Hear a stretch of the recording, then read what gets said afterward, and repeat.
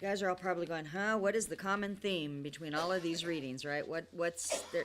And there is a common theme, and quite often when I've taught on these passages, I've focused on Aaron and the process of ordination and what happened, and Nadab and Abihu, and I've read some really interesting things about the death of Nadab and Abihu from some sages who say that they were wicked and presumptuous and drunk. They had been drinking too much wine, to some who've said that God had told Moses that the righteous die for the rest, and that because they were so righteous, making a smaller mistake cost them more in terms of discipline. You know, the idea of one is given much, one is required much, right? And their level of righteousness before the people was so high that when they took it upon themselves to do something improper, God struck them down so that the common people would go, well, if that could happen to them, then I better mind my P's and Q's, right? I better watch it. And this big discussion about the death of the righteous being an atonement for the people, which is an interesting concept in Judaism that is ignored a lot. And I thought, Lord, can I teach on, and no, I'm not teaching on that today. Yeah. There are other things in it too that I looked at, but the common theme that the Lord kind of showed me in today's reading is the concept of protocol. There is a protocol that is to be followed by people of God, right? A protocol. Like, I don't know how many of you have paid attention, but when the Pope died on Monday, right? Easter Monday, which is kind of an interesting thing to that, yeah. He was made available and made himself available for the Easter services. He stood and he blessed the people, though he didn't read his homily, someone else did. But he died overnight, and early in the morning on Easter Monday he died. And there's a whole lot of stuff that has to happen now to find a new pope and all of that, and you can think he's great and think he's not great, or you can feel like, and as some have taught, that the papal authority structure is the Antichrist, and I'm not going to say that. I can't say that because I'm not convinced of that. Is the Catholic Church a problem? Well, in the Catholic Church, there's an awful lot of idolatry. I'll put it that way. There's idolatry embedded deep in the Catholic Church. There's things that happen there that are, they're not scriptural, but at the same time, there was a lot of good that God has done through people who love the Lord, who are part of the Catholic background, okay? So we cannot deny that there are, in fact, our pediatrician, when Shelley was a young child, was a Catholic charismatic who was able to speak some truth into my life that was really essential for me to hear at the time. And so I'm not going to denigrate the Catholic Church, but I will say there's protocol. That the Catholic Church is known for strict protocol, are they not? And in the setting up of the arrangements for the seating at the Pope's funeral that was this morning, I remember reading that Trump might not like this because he's going to end up on the third row because the cardinals will be in front. Okay? And Trump doesn't like to be third row. He likes to be front and center. But it wasn't going to happen. And then I read this morning that they moved, the cardinals are all on the opposite side instead. And in the front row, front and center, is Trump. But not only that, so was Zelensky. Zelensky was in the front row. And here's what I learned. There's a protocol for how they're supposed to sit based on the French language, and because French was the language of diplomats, right? And so to sit, this is the way it's written and legalized in the whole thing.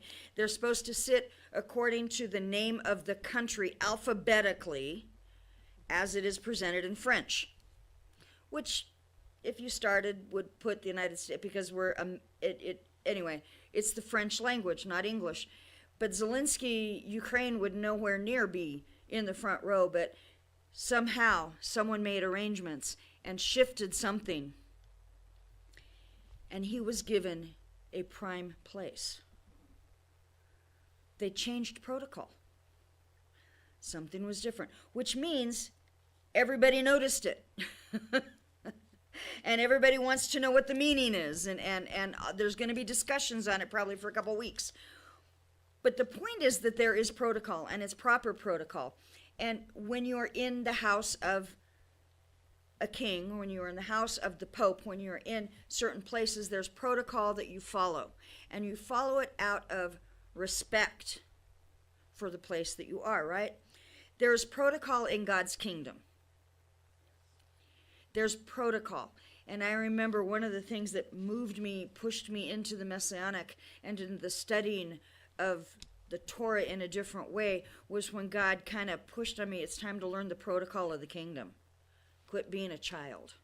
Children are allowed to jump and run and play, even in the palace and in the throne room if this child is young enough. But when you get older, you start getting taught protocol. And it's expected for you to learn protocol. And God said, it's time for you to learn protocol. And I thought, oh, cool, I'm grown up. And he said, yeah, you get to enter kindergarten. I mean, it's that whole idea that we are at a beginning stage. We're just learning some of the protocol. The church has ignored the protocol that Torah teaches for a long time. And so we're beginners. But there's a lot to learn. When we look at the passage in Matthew, we see that Jesus said, I need to come and be baptized to fulfill righteousness. Had Jesus ever sinned? No. Did he need to be baptized for the sake of a cleansing of sin? No. Did he need to repent of anything and be baptized? No. But it's appropriate for a king or a priest to be ordained and set apart by a prophet. This is part of the protocol. The king is anointed by a prophet. The priest is anointed by a prophet. And so we have John the Baptist, who is a prophet. He didn't anoint him, but he immersed him. And in that immersion, Yeshua came up, was declared by God as his son, the declaration of God, and the public ministry of Yeshua began. But it didn't begin until he went through the proper protocol, the proper process. David, in our reading today, he kind of learned the hard way about protocol, didn't he? With the death of Uzziah. And I've always felt bad for Uzziah until I studied some of his history and found out that he is of the lineage that should have known how to carry the ark. And he should have been one to stand up to David and say, David, the ark doesn't belong on an ox cart. We need to put the poles in it, and we need to carry it with dignity and honor the way it's supposed to be done. And Uzziah didn't do that. For whatever reason, he didn't stand up to David. And when the ark began to slip and he reached out and pushed it up, God said, the protocol for carrying the ark was violated. Also, there was also a protocol regarding who could build the temple. David was a man of war. He had shed much blood. What makes one unclean? Contact with death, right? Can you imagine? He's one who has caused death, not just been in contact with it. He has intentionally caused death, personally followed through with people being killed. And there is God is a God that does not like death, and that is not to be brought into the tabernacle or the temple. And so that was not acceptable. And so Solomon begins to be the one. Even Michal criticized David because of his lack of protocol, right? Her criticism of him was because he had stripped off his kingly robes. He didn't go out and dance as a king. Now, I know some people think he danced naked before the Lord. No, he wasn't naked. He just wasn't in his kingly garments. He was probably in something like the Levites wore. Just without the ephod. None of that was on him because that was the priest. That was the priest. But even so, he was dressed like a common Levite. He was dressed in basic white. And he danced before the Lord. And she thought, you're the king. I'm married to a king. Why are you doing that? course, there were other things that had happened before that might have caused her to feel that way about him, but that's a whole nother sermon. The last part of our reading today has to do with something that I have avoided teaching on in this congregation. I've avoided teaching on it in part because, well, honestly, there's a lot of disagreement about it. There's a lot of confusion and a lot of disagreement. And there's a lot of people who've studied it out really well and come to one conclusion, and people who've studied it out really well who've come to a total opposite conclusion, and some that are in the middle kind of going, oh, I don't know which to believe, right? And so I like to stay away from divisive topics. So please don't take this as divisive. I'm not attempting to be divisive, but I want to teach you a little bit about the purpose behind the kosher laws that are presented here in this passage. The kosher basics, really. The beginning of what food is allowed and what food is not allowed.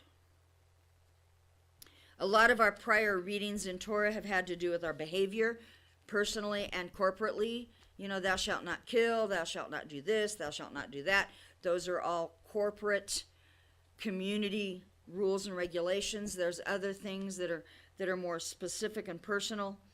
But this becomes more. This is a step beyond. This is a mark of distinction for God's people. You see, God makes his reasoning behind this. In verse 45 of chapter 11, for I am Adonai who brought you up out of the land of Egypt to be your God. Therefore, you are to be holy because I am holy. That's his concluding statement regarding the laws about what we can eat and what we can't eat, or what the Jewish people were to eat and what we can't eat. And that's one of the distinctions that gets made, is who does this law apply to? Who is supposed to be eating these foods and not eating these foods? Because the stranger in the land was allowed to eat some of them that the people were not allowed to eat. It is a mark of distinction for God's people. Holy doesn't necessarily mean perfect, as we have thought it means. You know, we think in terms of holy as being this awesome, great perfection, right? That God is, and he is. But that's when we talk about him being holy, holy, holy. He is so different. And holiness means set apart. To be set apart, to be different than, to not be the same. God is so not the same as anything else that man has ever wanted to worship or ever done. He is so different. He is so unique as to be something we cannot even begin to understand. He says to his people, I want you to be unique among the peoples. Among the nations, my people are to be unique. We're to be different. Now, I will tell you something. It's kind of weird because we started doing stuff on Saturday, and people were like, well, that's interesting. Okay, whatever. And I began being the preacher, and people were like, well, that's kind of different, but whatever. And then I stopped eating pork, and people were like, how dare you? I know that sounds funny, but it was like people were more concerned about the fact that I turned down the ham dinner than they were that I was preaching on a Saturday morning. Which makes, I was like, why is that such a divisive thing? Why does that bother people? I don't know, but it does. It seems to bother people more than almost anything else I've taken on. And I'm like, okay, Lord, what? And I'm not sure I understand that part. What I will explain to you is that in the scriptures, in this portion where he talks about these are the living creatures that you may eat among all the land animals, and then he talks about all the ones in the water, and then he talks about the creatures that fly, right? So he talks about land and water and air, and then he talks about swarming creatures and bugs. Yeah, but you can eat a grasshopper, by the way. So chocolate-covered grasshoppers are kosher, potentially. They taste taste yucky. But they taste yucky. Oh, and by the way, a giraffe is a kosher animal. Yeah, I looked that one up. Giraffe is kosher. You know why? It has a split hoof and it chews a cud. So that makes it a kosher animal. I'm like, whoa. But I'm not going to eat a giraffe. Thank you very much. There are different types of commandments, statutes, decrees that God gives us, right? There are things that are very practical. You know, we've got and they're called the mishpatim, where it's a logical, practical commandment. It is practical to say, thou shalt not steal. Why? Because it hurts somebody else, right? Yeah. Thou shalt not murder. These are rules and regulations that mankind could have come up with even without God's intervention. Yeah. They're logical. It makes sense. If I want my community to grow, I can't be going around shooting everybody I'm mad at. Because it just ain't going to grow. It's not going to happen. It's not going to be good, right? So that's logical, and there's a lot of mishpatim, or logical laws and rules that God gives us. And even with those, sometimes there's weighing out of differences. It's a different thing to plan and plot and kill someone because you have been mad at them for 10 years than it is to stand in self-defense when someone comes at you and you're afraid for your life. And there's different judgment involved in that, right? And so there are exceptions to the rules, and there are adjustments but that's a logical thing. That's something we can think through and reason. Then there's the idot. And these are commandments God instructs where it's not particularly logical, but God gives a reason for it, a very practical reason, like you should eat matzah and not leavened bread during the week of Passover, because you are to remember that you had to leave so fast the bread couldn't rise. And you are to remember. There's a reason God gives, and he's very explicit with the reason that he gives. Tzitzit, you are to put tassels on the four corners of your garment, so that you remember the commandments that I have given you and that you are a set-apart people. It's to help you remember. It's a commandment that's not necessarily given to anyone other than the Jewish people. It's given to the Jewish people as a mark of distinction, and he says why. What they're supposed to learn from it, what they're supposed to get out of doing it. And there's a lot of those commandments. And then there's the hukim. It's called a hukim or a hoch, which is a law that is given that is not natural logic. You don't reason it through. And God doesn't give any particular reason for the command. He just says, don't do this, or do this. The ceremony of the red heifer is a hook, because there's aspects of it that are not logical, that we don't understand, that he does not give a reason for. Now, people can reason through it, we can look at it, we can think, I wonder why, and we can learn some things as we do that thinking through, as we study, right? The hukim are said to be spiritual decrees that God has given to his people, where he says, just do it. Just do it. But like any small child, when the parent says, just do it, or at least like I was as a small child, when my parents said, just do it, because I said, why? But why? What? And God doesn't always give us straight answers to that question of why. He does say it's so that you are holy, so that you are set apart, so that you will be different. But how does not eating pig or horses or rabbits cause us to be set apart? I don't think it's just because the other nations do eat those things. If you went to a market in China, you would see cats and dogs that are raised and eaten as food. We had friends who raised rabbits as food, as a food source. Cats, dogs, rabbits, squirrels. I know someone that actually shot a rock chuck thinking they could make that into food, and it tasted awful. He said he would never do that again. That was not good. But he's eating squirrel, and he's eating all, and it's like. Was it the rock chuck, the one that was out here? Yeah, that was a rock chuck out there. Yeah, we saw a rock chuck sitting out on wood pile like last week, I think it was. Anyway, I'll be honest. There's a lot of people that eat an awful lot of the things that God says in here are not to be eaten, right? He's very specific. Don't only eat if it has a split hoof and it chews the cud.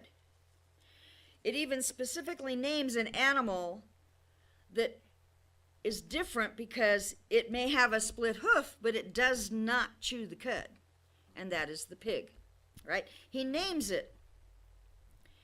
He names things that you cannot eat out of the water. If it doesn't have fins, if it doesn't have scales, it has to have both, then you're not supposed to eat it.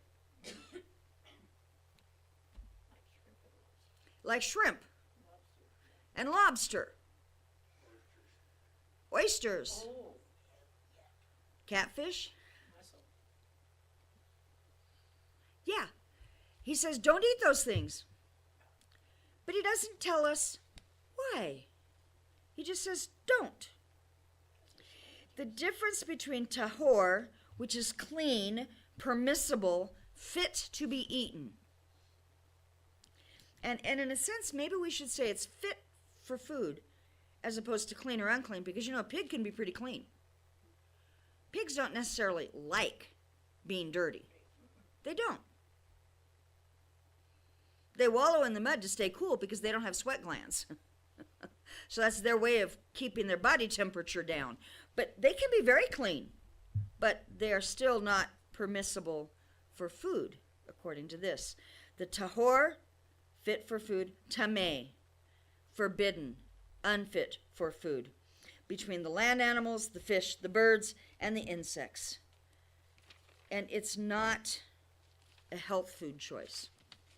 I know there are people who will show you these cool videos of pork. This is pig's meat, and they put it in a like a Diet Coke or something that's got the fizz, the whatever, and it shows these little worms coming out of it, is what they call it, right? They say, these are worms. Look at what's in the pork. Well, actually, what's coming out of it are curls of fat that if you were to put a chuck roast in the same component, you would see little curls of fat coming out, because the fat is what makes it good to taste and that sort of thing. So it is a high fatty meat, and that fat will come out, and it kind of looks like worms that are coming out, and people make all these things about how dirty the pig is, and we look for reasons because we want to know why, because we are children. God doesn't say why.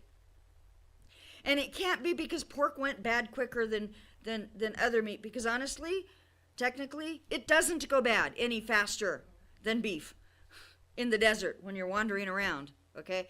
So some of these reasons that we have been given and told and believed are not reasons. It's not about health food. It is not a health food diet. You're not going to be better off physically because you eat kosher. You're not necessarily.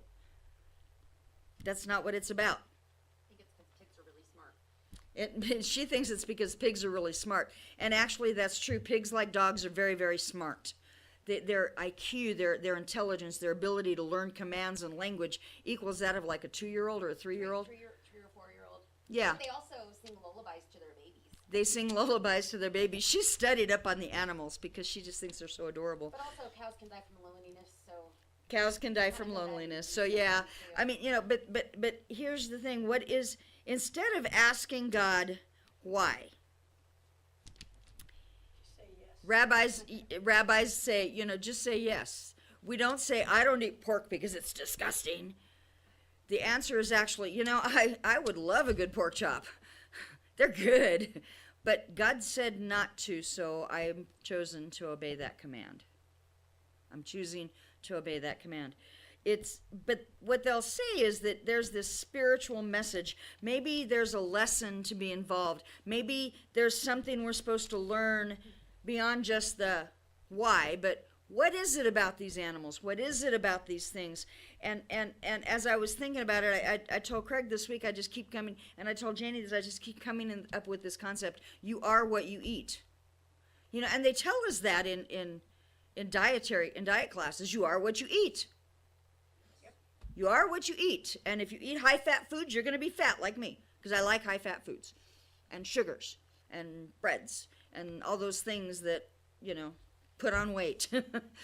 And I need to learn to not have so much of that. But you are what you eat. And it reminded me of an old song that I have sung at some of the care facilities.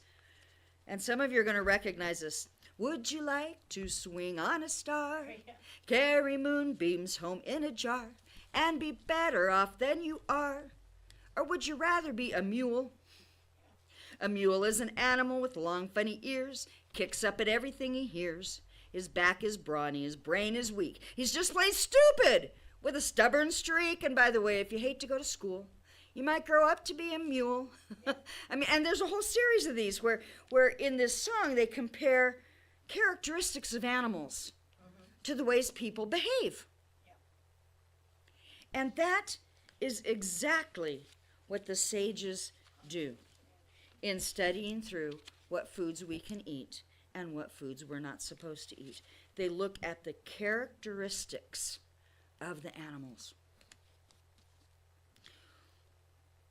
In fact, they go so far as to even say that the different categories can be applied to those who have attacked and enslaved Israel. There's a description of Egypt that matches, a description of Syria, a description of Babylon. Babylon is considered the swarmer. They swarmed all over the earth and they just wiped out, right? They just swarmed.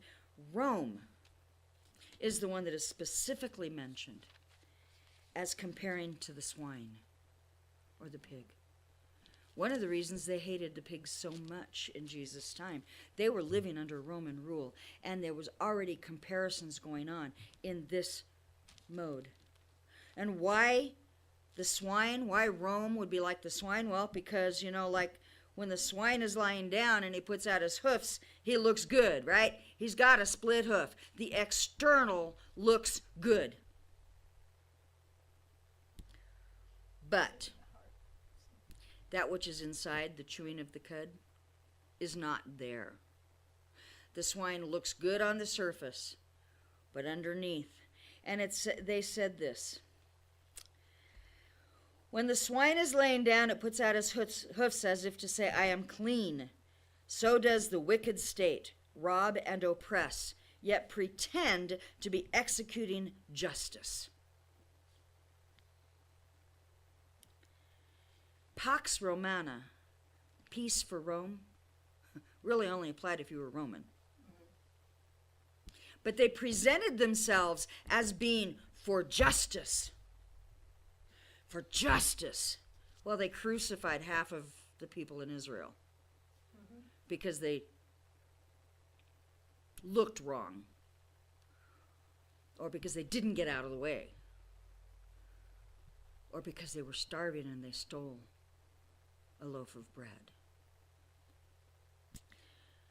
The Roman state was compared to a pig because on the surface they look good, but underneath they don't. And the question is, does this talk about us as well? What is it about the foods that we eat that become part of who we are? Understanding the laws of clean and unclean, tamor and tahei, have really to do with participation in the Levitical system, in the temple. It isn't a big issue if you're not going to the temple. What makes a person ritually unfit usually has to do with death, leprosy, mildew, human mortality. Some of these animals are unfit because they're predators, scavengers. They feed on death. God doesn't like death. And their comparison to death, their participation with it, is a ritual uncleanness. God's people are to be a kingdom of priests with ritual concern in daily life, right? And these are just kind of guesses. They're just ways we can look at it and try to figure it out.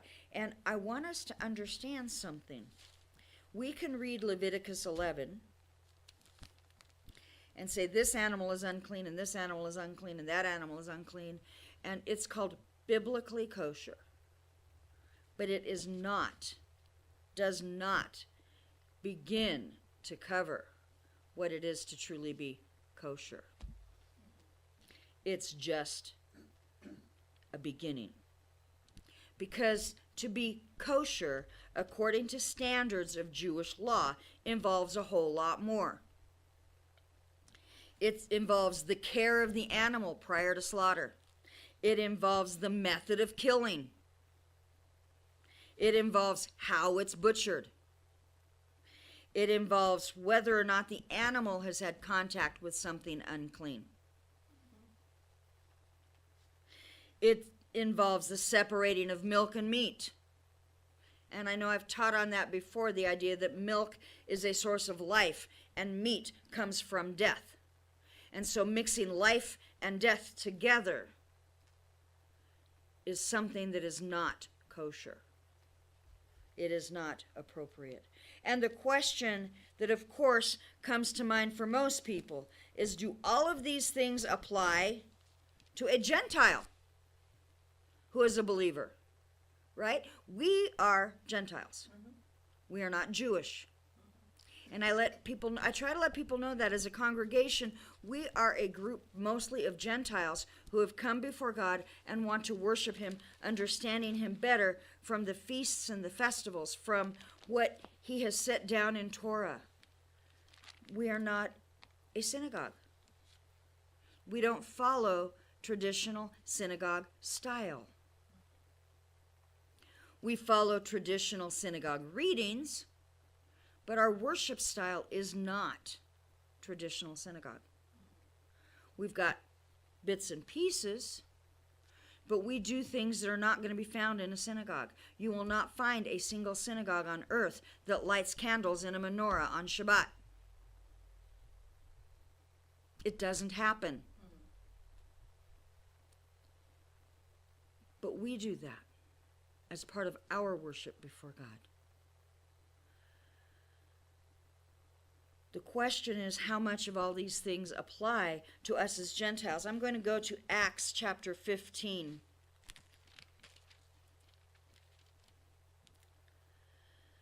And verse 20. Well, verse 19. Therefore, and this is Peter talking to the council, when they're discussing what do we do with all these Gentiles that are coming into faith? What do we do with the Gentiles coming in? Because, initially it was all Jewish. And he said, therefore, my opinion is we should not put obstacles in the way of the Gentiles who are turning to God. Instead, we should write them a letter telling them to abstain from things polluted by idols, from fornication, from what is strangled, and from blood. For from the earliest times, Moses has had in every city those who proclaim him, with his words being read in the synagogues every Shabbat.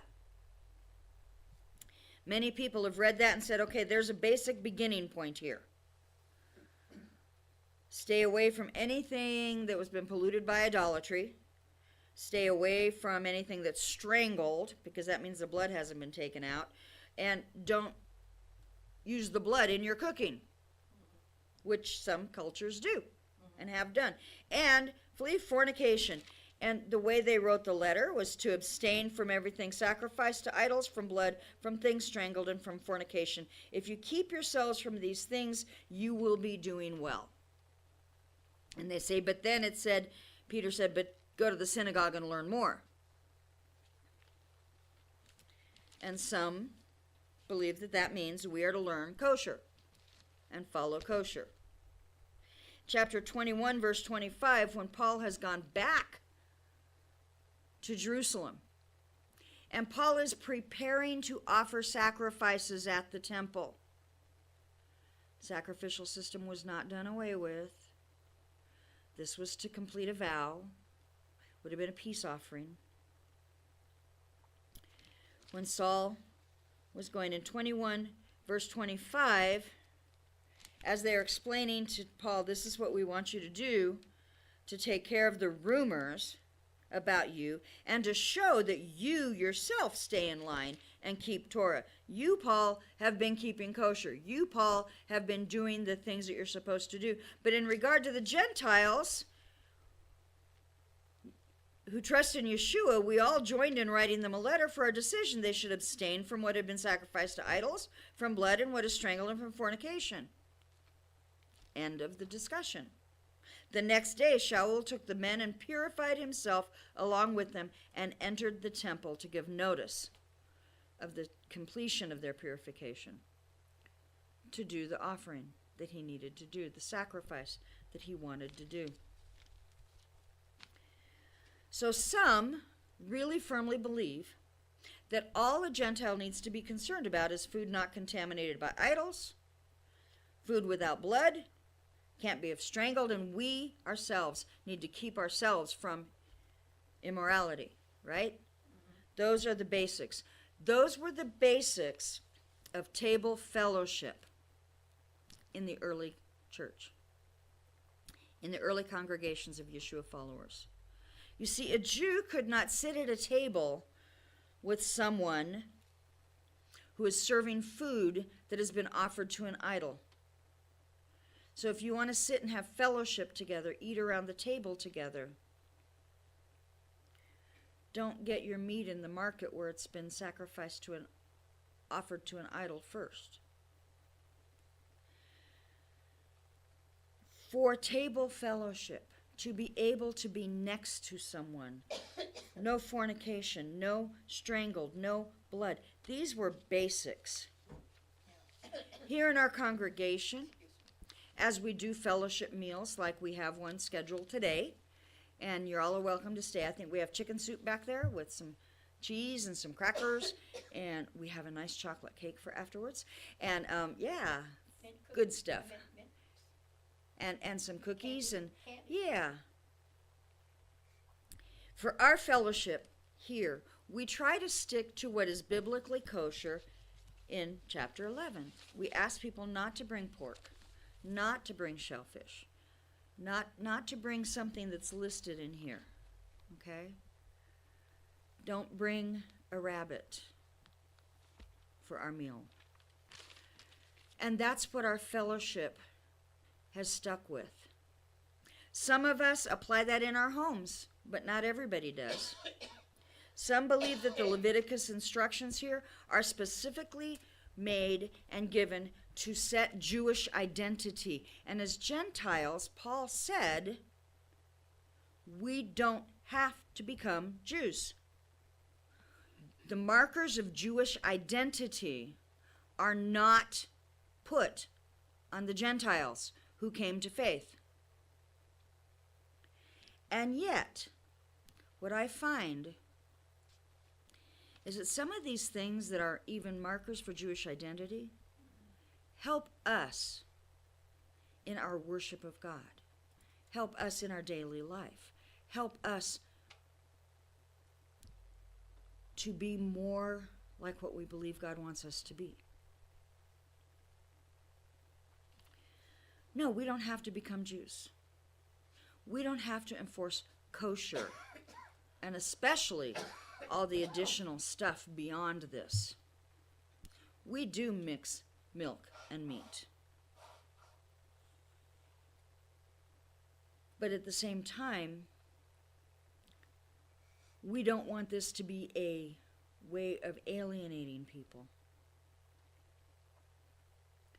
Sometimes we're a little stricter with what is brought. like for Passover. Was very strict about that this year. We Part of should be. part of that is because we've had people who unknowingly have brought like a salad with bacon in it. No, don't do that. Oh, but it was Bacos. That's not real bacon. Well, but it's still not kosher. So we're picky on some things because different people are thoroughly convinced in their heart of different aspects of it. And this is truth. What God has convicted you of, you keep. What God has convicted you of, you should keep. But we cannot put that on other people. And I won't. Personally, I don't eat pork. I never have liked shellfish, so that's not a hard one.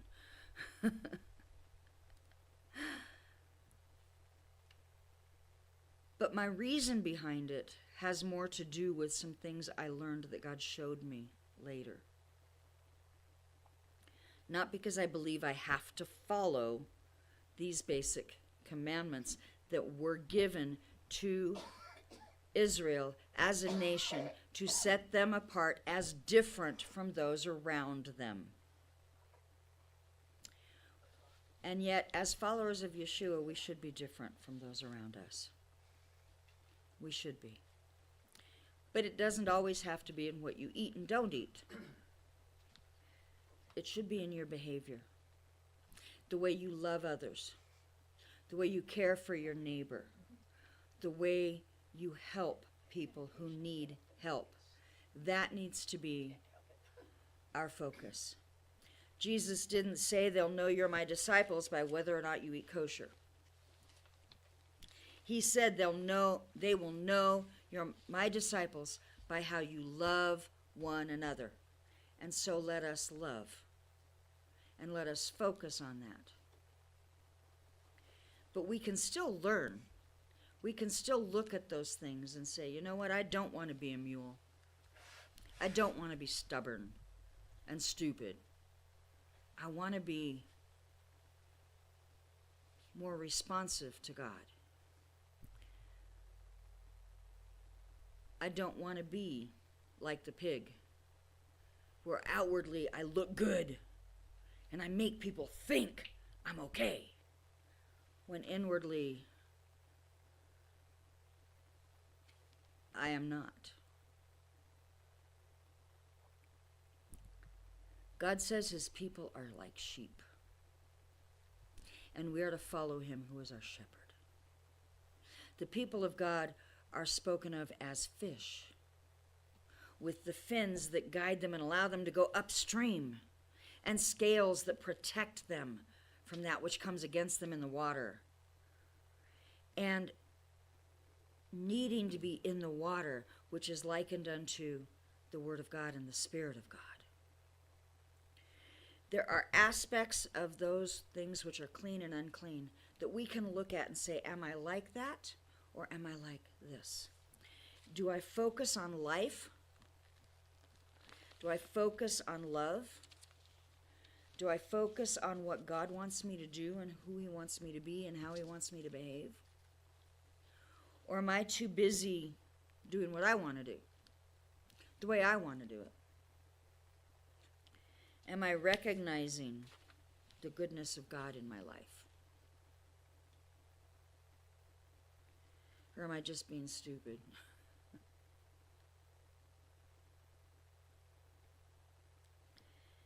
I'm not going to tell you what to eat and what not to eat.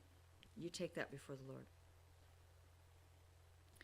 I am going to tell you that I'm grateful that we can eat together, that we can have fellowship with one another, that we have a group of people here that love each other, and that love the Lord with everything they've got. Oh, we may irritate each other sometimes, and we do, right? But that's normal in a family. That's perfectly normal in a family. My little sister and I used to be really at each other all the time. We irritated each other quite well. But don't you go against my sister, right? You can. That's love. I can, but nobody else can. Exactly. And that's the way it is with the family of God. We love each other. And that should be primary to anything else that we do.